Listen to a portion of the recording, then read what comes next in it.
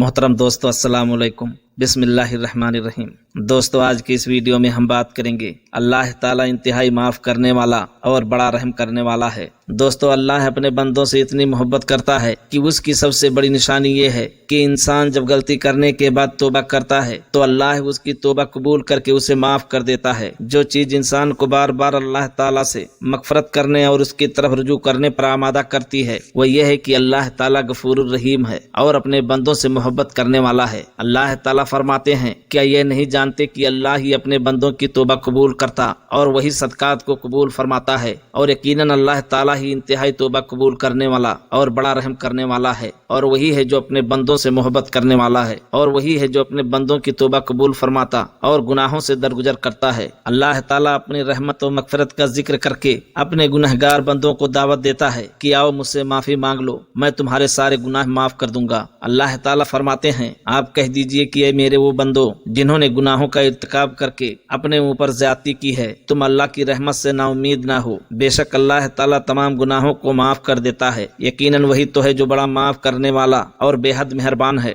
حضرت ابن عباس رضی اللہ عنہ فرماتے ہیں کہ مشرکین میں سے کئی لوگ ایسے تھے جنہوں نے بہت زیادہ قتل و غارت اور بدکاری کی تھی۔ انہوں نے رسول اللہ صلی اللہ علیہ وسلم سے کہا کہ آپ جس بات کی طرف دعوت دیتے ہیں وہ اچھی ہے، لیکن یہ فرمائیے کہ کیا اللہ تعالیٰ کے ہاں ہماری توبہ قابل قبول ہے یا نہیں؟ تب اللہ تعالیٰ نے یہ آیت نازل فرمائی۔ اس سے معلوم ہوا کہ اللہ تعالیٰ تو مشرکین اور قتل و غارت کرنے والوں کو بھی امید دلاتا ہے کہ اگر وہ سچے دل سے توبہ کر لیں تو وہ انہیں معاف کر دے گا اور ان سے راضی ہو جائے گا۔ جائے کہ اس کی وحدانیت کو دل سے تسلیم کرنے والے اور اس کے نبی حضرت محمد صلی اللہ علیہ وسلم پر ایمان لانے والے مسلمان اس کی طرف رجوع کریں اور اس سے معافی مانگیں تو یقیناً اللہ تعالیٰ انہیں بھی معاف کر دے گا۔ بلکہ اللہ تعالیٰ تو نصارہ کو بھی جو حضرت عیسیٰ علیہ السلام کو اس کا بیٹا قرار دیتے اور اللہ تعالیٰ کو تین میں سے ایک تصور کرتے ہیں، توبہ و استغفار کی ترغیب دلاتا ہے اور فرماتا ہے بے شک ان لوگوں نے کفر کا ارتکاب کیا جنہوں نے کہا کہ اللہ تین معبودوں میں سے ایک ہے، حالانکہ ایک معبود کے علاوہ کوئی معبود برحق نہیں، اور اگر وہ لوگ اپنی اس بات سے باز نہیں آئیں گے تو ان میں سے کافروں کو دردناک عذاب ہوگا۔ کیا وہ اللہ کے حضور توبہ نہیں کرتے اور اس سے مغفرت طلب نہیں کرتے؟ اور اللہ تو بڑا معاف کرنے والا اور بے حد مہربان ہے۔ اللہ تعالیٰ ہر اس شخص کو جو برائی کا ارتکاب کرے یقین دلاتا ہے کہ اگر وہ استغفار کر کے معافی مانگ لے تو میں غفور الرحیم ہوں، میں اپنے بندوں سے محبت کرنے والا ہوں، میں اسے ضرور معاف کر دوں گا۔ جو شخص کوئی برائی کرے یا گناہ کا ارتکاب کر کے اپنی جان پر ظلم کر لے پھر اللہ تعالیٰ سے معافی طلب کر لے تو وہ اللہ تعالیٰ کو انتہائی بخشنے والا بے حد مہربان پائے گا۔ اور ایک حدیث قدسی میں ارشاد ہے کہ